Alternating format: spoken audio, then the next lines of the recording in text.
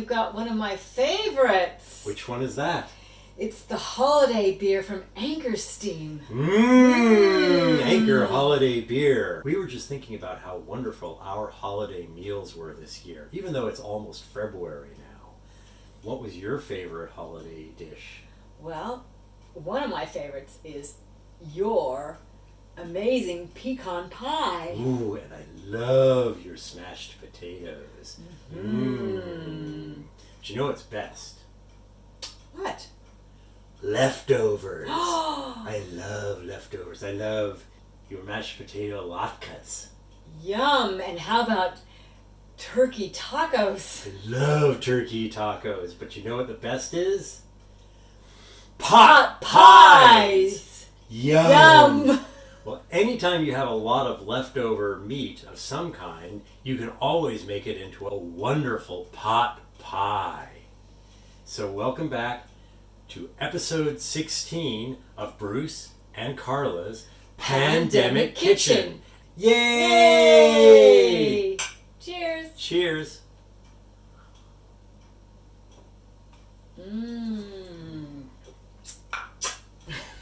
We're going to be making a pot pie. Well, what do you need with a pie? You need a pie crust. It's probably legitimate to use frozen pie crust. Unfortunately, we don't have any. So I'm going to make an old school pâté brisé pie crust. I'm using a food processor, which is a wonderful tool, but we don't really use it very often, mostly because it's really hard to clean, especially this extremely complicated top thing that doesn't come completely apart. But it's perfect for making a pie crust. So I've added 2.5 cups of all-purpose flour, a teaspoon of salt, 2 sticks of just barely not frozen butter that I'm going to cut up into cubes and throw in here.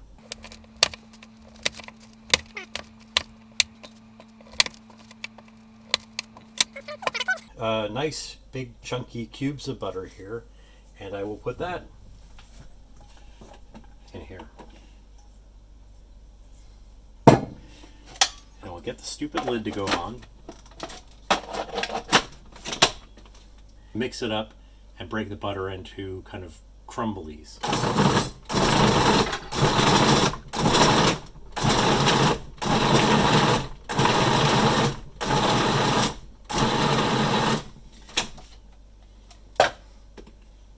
Should be little chunks like that of butter in it. Start with about 1/4 cup of water. Just don't worry about it. Put it on run. And dribble it on in.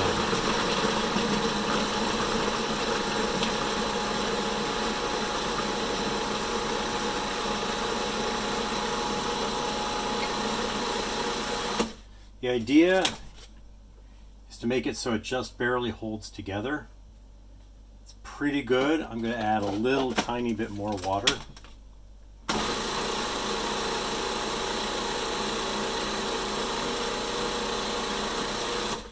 The more water you add, the less pleasant it's going to be. But now it's holding together pretty well. Dump it out onto a cutting board. I'm going to get it nice and kind of squished together into a good Close Encounters Devil's Tower shape here, and then divide it in half, roughly. I have these 1 gallon Ziploc bags. So what I'm going to do, take each individual glop that we've put together, squish it into a ball of some kind, since it is sticking together somewhat.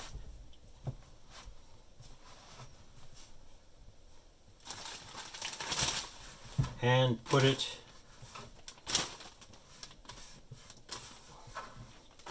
into the bag. If you're not making a mess, you're not doing it right. And once it's in the bag, form it roughly into a round. And then put it in the refrigerator.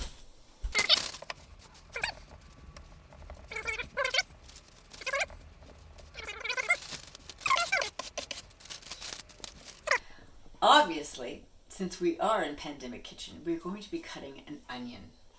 In addition to the onion, we are going to be cutting 3 celery stalks and 3 carrots and these 4 red potatoes.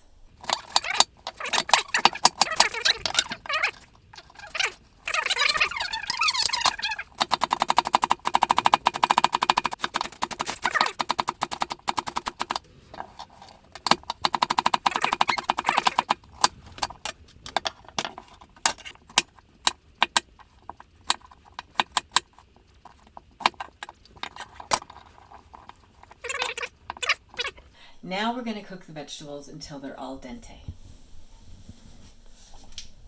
Put 4 tablespoons of butter in your pan and turn on the heat to high medium. Now that the butter is melted, we're going to add all the vegetables. And we're going to add the onion, carrots and celery, and last but not least, the potatoes. Now that it's cooking, you can add 2 tablespoons of garlic. Heaping tablespoons are good. And a little bit of salt. A few pinches.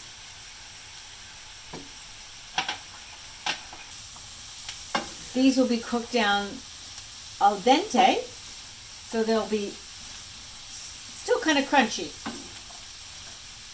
It's probably about 8 to 9 minutes. It's about 10 minutes have passed and they're starting to soften. So we're about to put in all the dry ingredients first. We'll start with a teaspoon of salt, some scritches of pepper,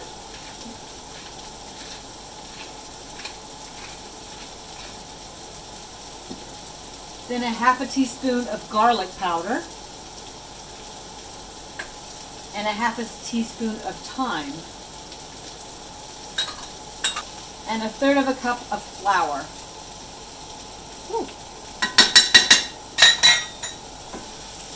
Stir that all up. Once this is nicely stirred, we're going to add the wet ingredients. We'll start off with a half a cup of milk, 1 3/4 cups of chicken stock,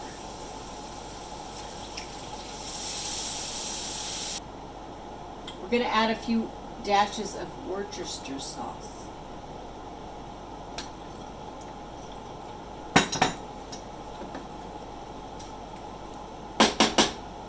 And a bit of spice,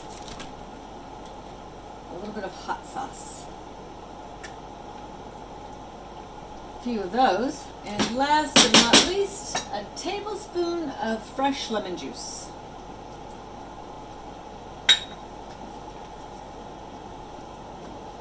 We're going to stir this until it's slightly thickened.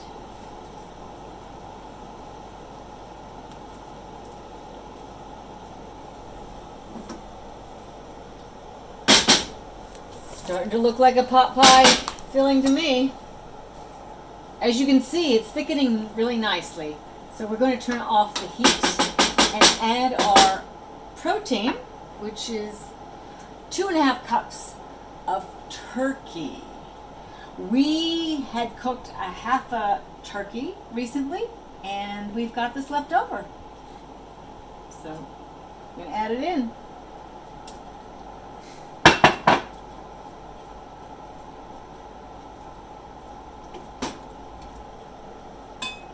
We got our little peas. It's a half a cup of peas. since I got a little bit of fresh parsley in my pantry, I'm going to add a little bit of fresh parsley.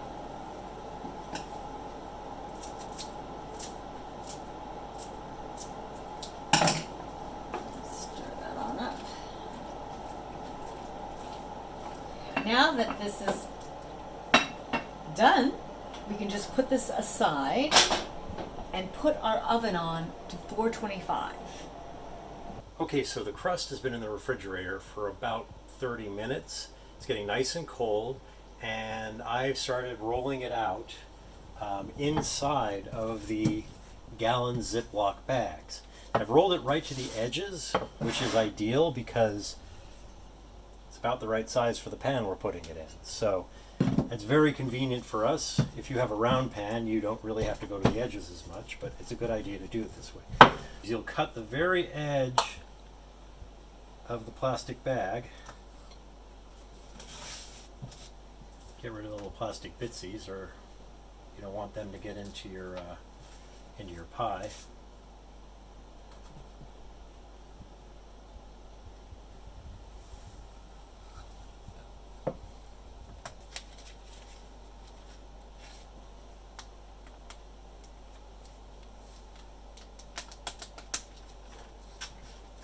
Isn't that lovely? And turn it into your pan.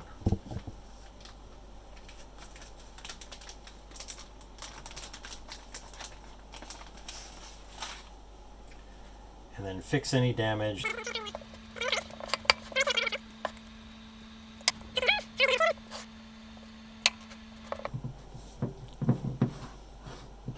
Make sure that you have dough all the way up to the top. Isn't that lovely? I think it's beautiful. And now that the crust is on the bottom, we take the beautiful stuff Karla just made and load her on up. This is a 1 3/4 quart baking dish, which is perfect for this amount of food that we're doing so far. Now, we're using turkey and we're using chicken stock. We've also done some very nice leftover standing rib roast and beef pot pies. In that case, we do everything exactly the same, except we use beef broth or beef stock instead. It always looks like there's too much and it's never going to fit, but it always fits in the end.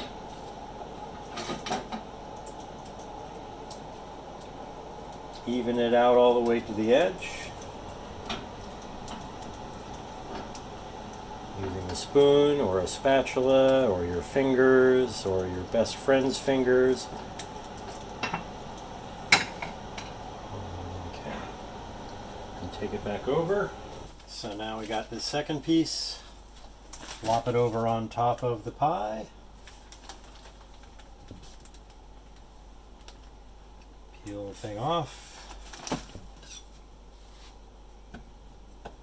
Cut off any extra, and if you have any extra, fill in some of the oops spots. And seal the edges with a fork by docking. If it hasn't cracked too badly, cut a couple of vents in it.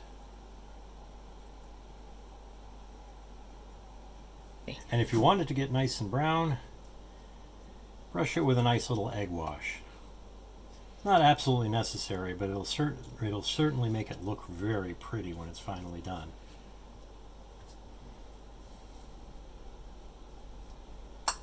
Okay, now pop it into a 425 degree oven for 45 minutes to an hour and a half, or until it's bubbling through the vents. It's been about an hour. Let's see what we got.